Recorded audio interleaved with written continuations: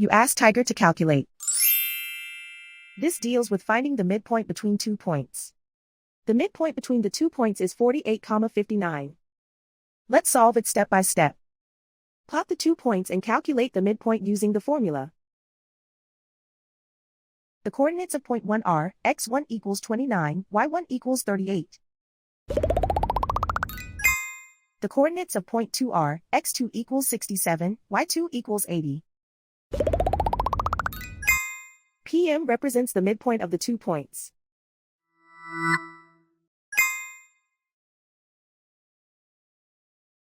Use the x values in the midpoint formula to find the midpoints x.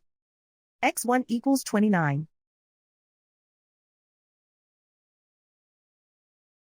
x2 equals 67.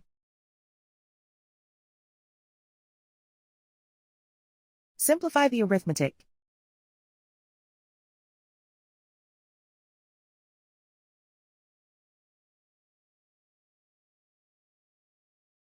Use the y values in the midpoint formula to find the midpoints y. y1 equals 38.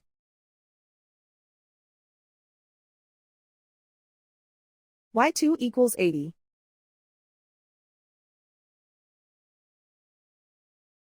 Simplify the arithmetic.